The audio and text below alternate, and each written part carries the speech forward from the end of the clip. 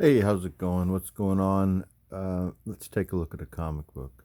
This was the next comic book in that stack from that short box I took up. We've talked about Joe Palooka on this channel before. This is a great opportunity to look at a really great Joe Palooka comic.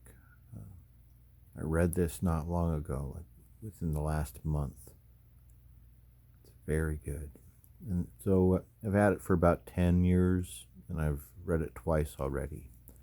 And looking at it right this second, it makes me want to already read it again. This is a Harvey comic from 1947. It's Joe Palooka number 9 from April of 1947. It's a 10 center by Ham Fisher. It's in excellent condition. It's probably, I don't know, well, I mean, there's some schmutz and a little bit of missing cover here. Let's start at the top. Look at Harvey's symbol. They had a special thing going there. This is right after the war. Harvey was very supportive of veterans. That has something to do with veterans, I think. Now published every month, over 1 million copies. Now that was on the cover of every Joe Palooka comic, America's Most Famous Comic Hero. It was the truth. They were selling 1 million copies. Like that last comic that we looked at, this is not a kid's comic. This is an all ages, but when you look inside and start reading, this is for adults. This is totally for adults. This is a humor adventure title, Joe Palooka. Now, typically, it's a crime adventure with a humor element because he's a professional boxer. But during the war years, Joe is involved in combat overseas. This is the Druten Island Mystery. Great cover, isn't it? Isn't it nice? So let's take a look, and I'm going to show you the reason why this book was selling 1 million copies.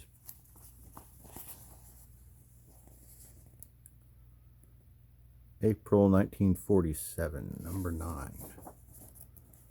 So we got on the inside here, we have a letter from Harvey Publications, and they're showing us the upcoming Terry and the Pirates comic that looks great with the Dragon Lady.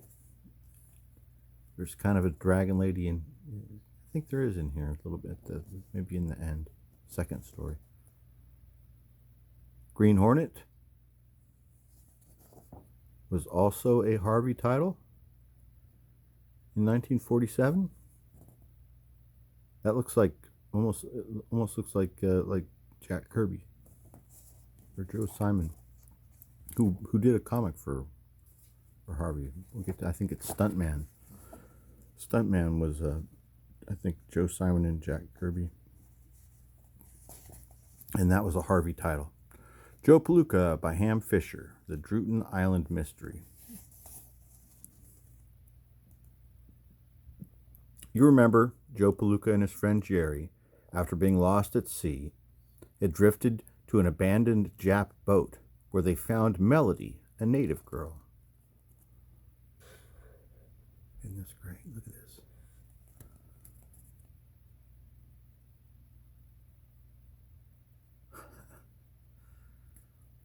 What's Jerry saying here? What do you think Jerry was saying? So we're just going to flip through because we can't make this like a super long video. And I guess at different points, if you chose to pause, you could read all this. But we're still going to keep going because we don't want to completely spoil everything. And I mean, you need to own the comic. But at the same time, look at this once again. Beautiful, right? Super high quality. Also, Joe Palooka is a heavy comic. It's a thick, heavy comic. This is probably 62 pages or 64 pages.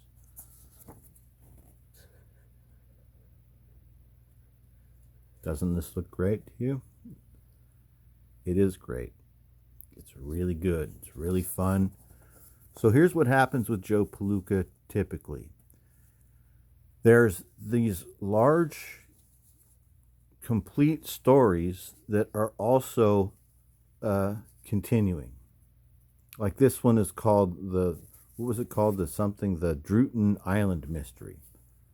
So this whole issue, almost the whole issue, there's like going to be a couple backup stories, but almost this whole issue is going to be just this one story, the Druten Island Mystery.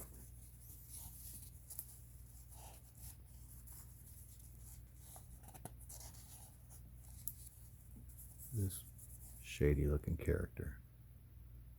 Here's our villains.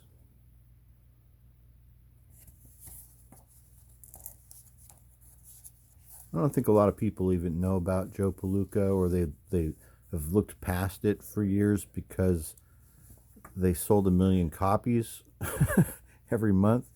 This is not valuable at all, and really not that hard to come by. Though, like in past years, it was easier to find this for an inexpensive price in this condition. But now, books like this are probably higher priced now, and it's more difficult to find them in the condition of the one that you're looking at right here. But even if you find them in lower grade for a reasonable price, these are great reads. If you're buying old comic books because you like to read old comic books, which is the reason why I buy old comic books, is because I like to read them, this is a comic book worth reading. This particular issue in particular, like I said, I just read it recently. It's great. It's like a thrill ride with humor mixed in, and the art is basically perfection.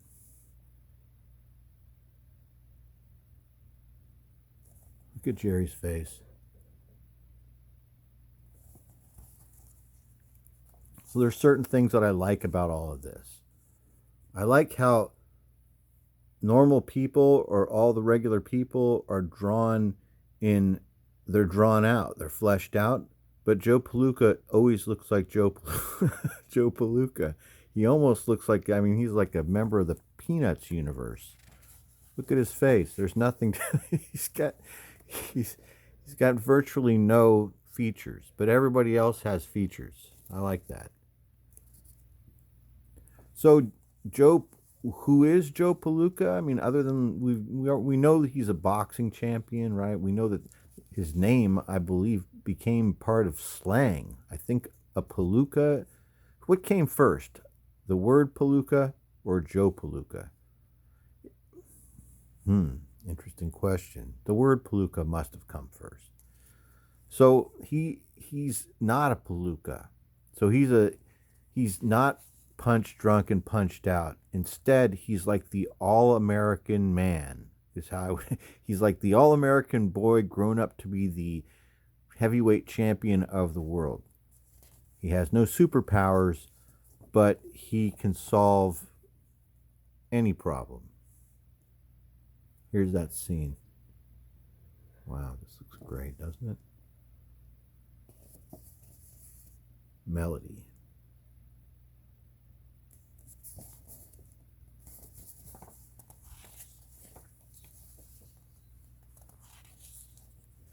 You like this? How there's chapters? Nice.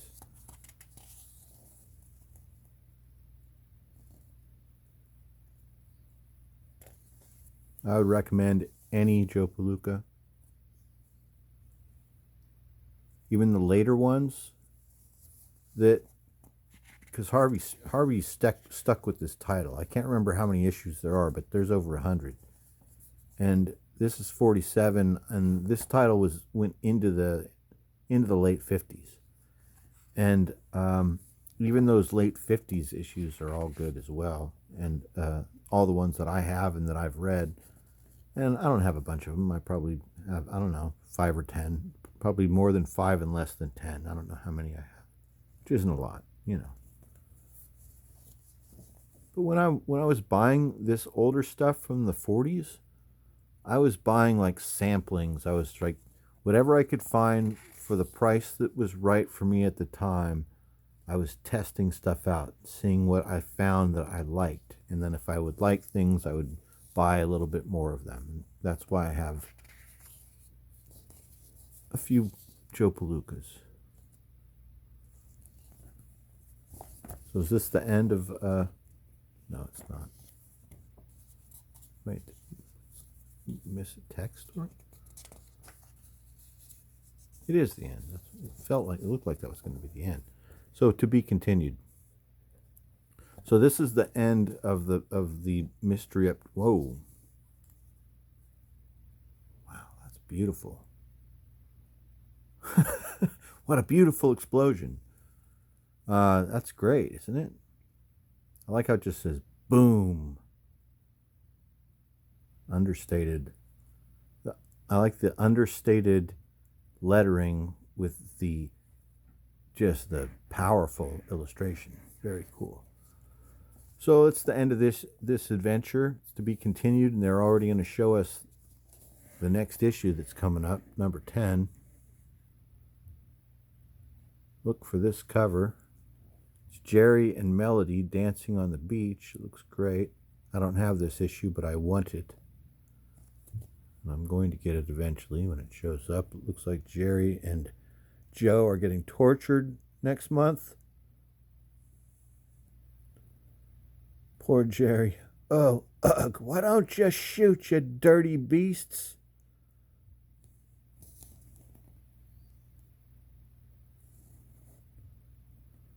Here's Joe. I'll be with you next month. Fast becoming the world's largest selling magazine. World's most popular comic hero. I don't know about all those things there, but I'm pretty sure they were selling 1 million of these every month. Here's a text story of the Stunt Man, and this is that Simon and Kirby thing.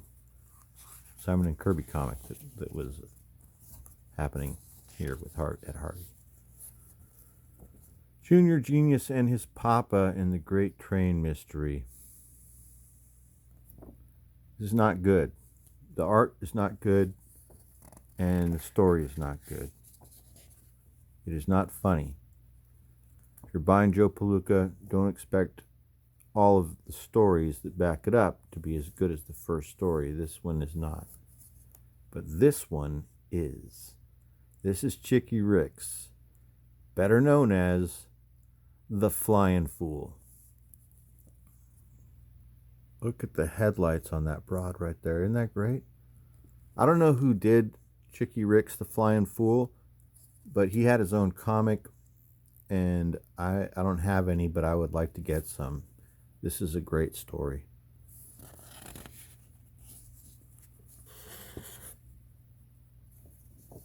Can you see how great this is?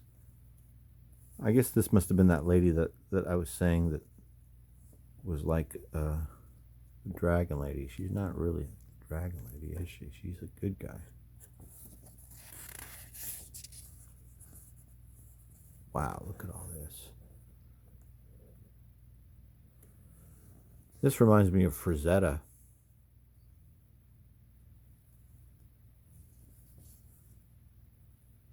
Look at that panel. Joe Palooka number 9, everyone. They sold 1 million of them in 1947. So I wonder how many are left. 999,999. No, probably not. I have one of them, and there's got to be thousands. If they sold 1 million, there's got to be thousands out there for you guys. Let's look at what Harvey was putting out in 1947 in April of 1947.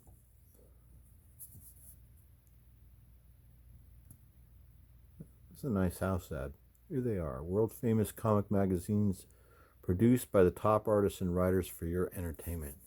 This is what I was talking about. See, look, this emblem will appear on every publication produced by our vets, and it's on the cover of this one.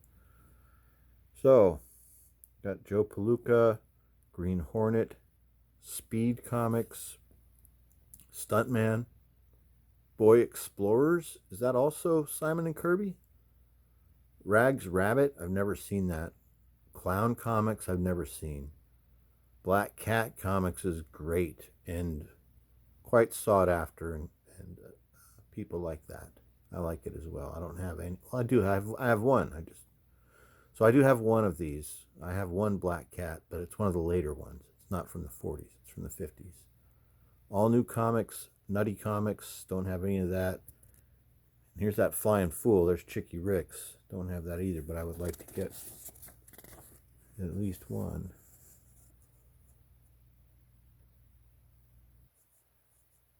Learn the harmonica in 15 minutes. How to make yourself commando tough. I like that. I like that commando tough.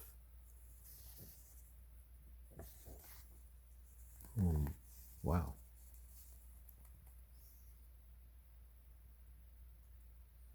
Are they laughing at him?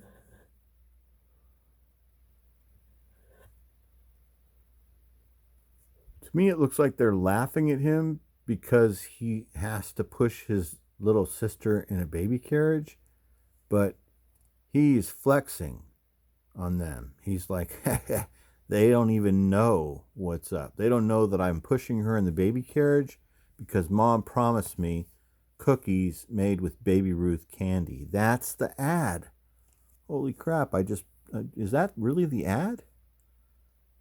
They're laughing at him, right? They're not like, ooh, I want one of those cookies.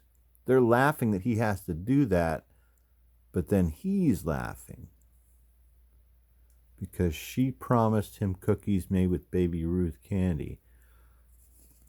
Buy 'em or bake 'em. Recipe on every wrapper. Look at that address. Chicago 13, Illinois. Producer of Fine Foods. What a delightful advertisement. Wow. That was fun. Thanks for watching. Guys, hope you enjoyed Joe Palooka Comics number 9 from April 1947. Thanks for watching. There was more Joe Palooka in that box. Let's see what there's a couple more issues. We're just going to see what they are. This is number 19.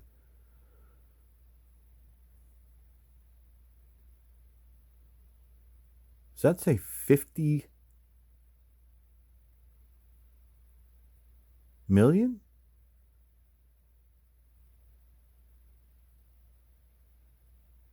What?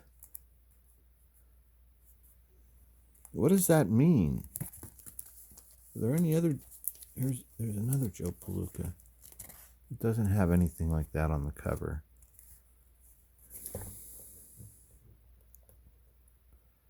Over 50 million readers every day. What the heck? This is number 19. This says over 1 million copies.